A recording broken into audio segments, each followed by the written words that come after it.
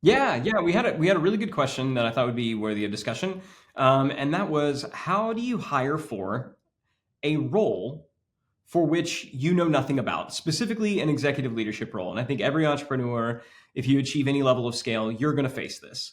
Most of us, when we start our business and that business achieves any level of growth, it achieves growth because we're good at something. Maybe we're really good at marketing, and so we're able to get leads.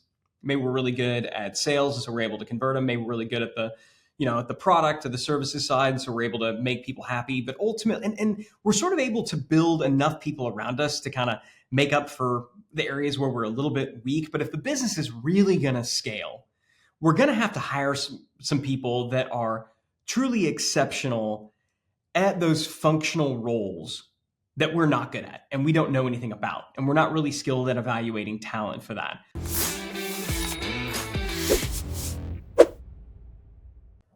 Hey everybody, Roland, Frasier, and Ryan Deiss here with another episode of the Business Lunch Podcast. Ryan, we had a big event. We traveled all over everywhere. We did all the things, worked all the times. How are you doing? Man, I'm still so freaking tired.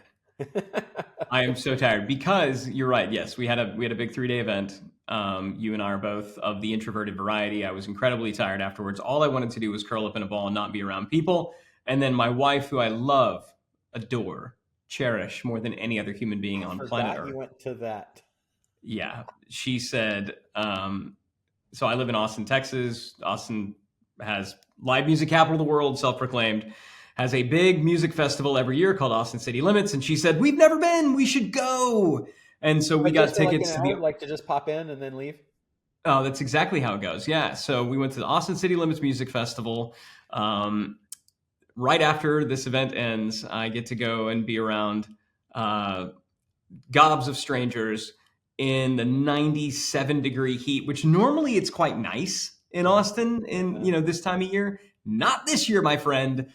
Hotter, hot, freaking so astoundingly and disgustingly hot. So yeah, no rest for the weary. Russ, that owns the transportation company that provided your transportation, said, "Man," he said, "I'm surprised." He said, "Ryan booked from like 10 in the morning to 10 at night every night for the Austin City Limits." I was like, that can't be him. There's no way. He's doing it for a friend and going to give it away. And then you told me, you're like, "No, my wife wants to go." I was like, okay, that's great. Yeah. And I'll tell you, man, there's no way to do it. Like, I couldn't figure out a way to hack it to not have to. I mean, so you have the VIP thing, so you don't have the line to get in necessarily. But when you were there, there's just a lot of people. A lot of people. And there's just no way to not be around a bunch of people that I could see. We're at the VIP thing, but there's still just a butt ton of people. So, and I just don't care that much about music. Music is fine. Did you enjoy it? Like while you were there, despite the, all of the, because then there's the whole getting there and getting out, which is different than the experience of being there. When we were there, it was cool. We both kind of looked at each other when we were done. It's like, do we need to do this again? And we both kind of agreed, no, we don't. Like, I'm glad I did it. I can say I did it. I understand. Do we need to do it again the next day, or do we need to do it again next year? Well, we did it the days. We don't need to do it again next year. Okay. So we're good. Thing. We're done.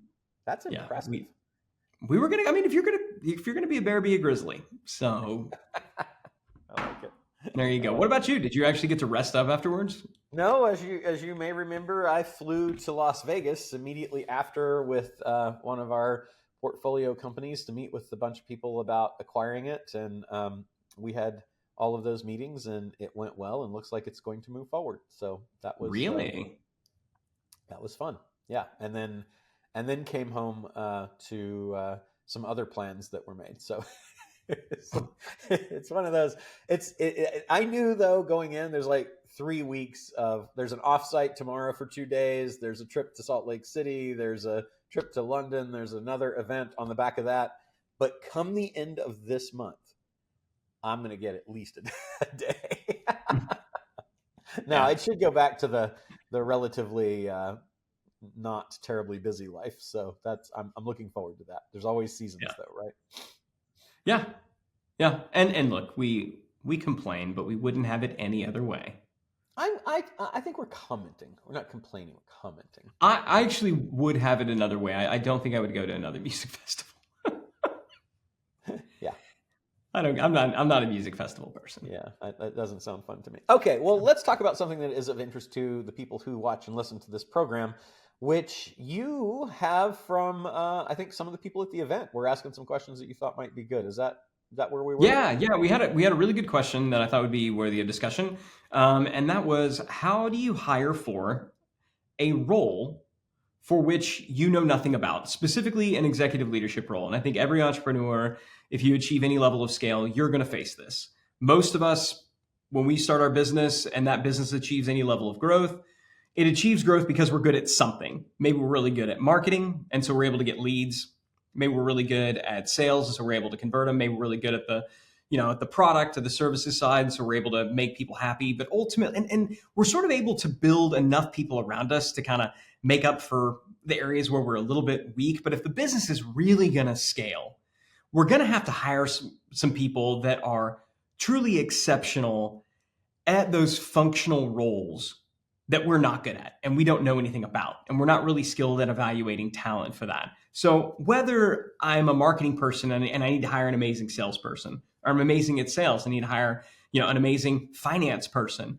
How do you go about hiring for a role that you know little or nothing about? Any tips, strategies on that front?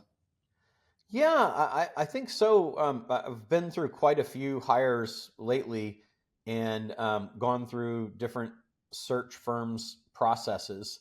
And I think that the processes are really helpful. The very first thing, and supplement all of this with your own reading of how to do this or watching videos. Chat GPT or Gemini or Perplexity can be very helpful in helping you answer this question as well, to supplement what you need to know. But I think the very first thing is to determine what is the actual need in the organization, and then document what does the person who is going to fill the need look like. So here's our need. What's the title typically of the person that fills that need? Then what are the requirements or what is the job description, of the job? Then what are the requirements for that person in terms of education, experience, etc. And that, like, just getting there to start to lay it out, I think is really important. And then I would also add to that, and I got this from one of the processes that one of the firms used, is, what does the personality look like as a cultural fit?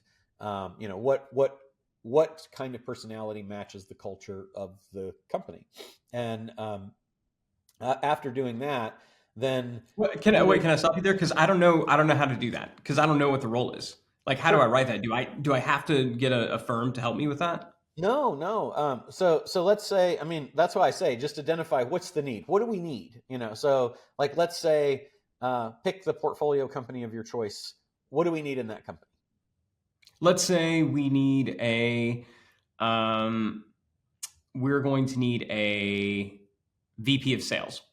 Okay. Well, you might not know that you need a VP of sales. It's like, so where is the company experiencing a challenge that we believe personnel could help with? Sales. Okay, great. Yeah. So what position do we need for sales? Well, what do we want? Like, what are the challenges that we're having there? Because it could be we're having challenges with having enough people to make the conversions that we need to handle the leads and stuff that are coming in.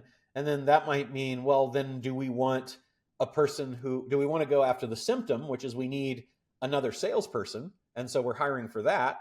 Or do we see this as a continuing thing where we're going to need lots of salespeople and we're growing at a good enough clip that we'd like to actually get a sales recruiter or a sales manager to handle that?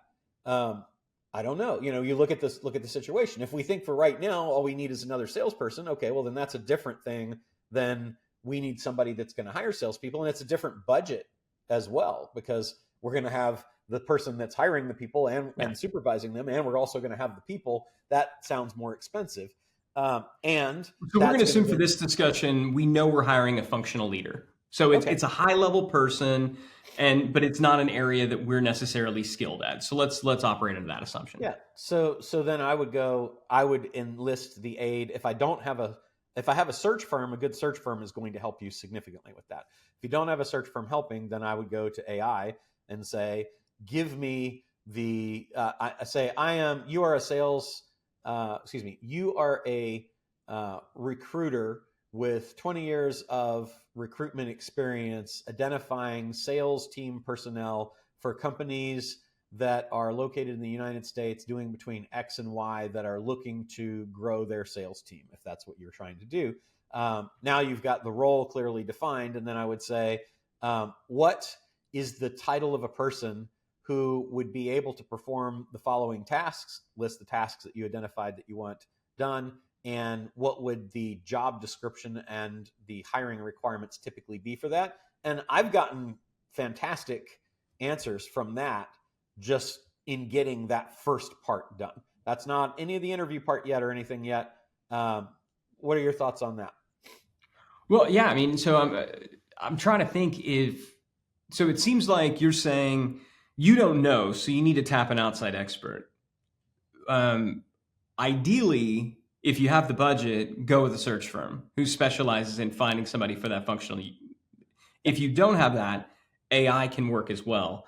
What about tapping? Have you ever leveraged, just if you know somebody who's an expert in that area, somebody in your network, to say, hey, can you help me find somebody? Or what? I haven't had good luck with that.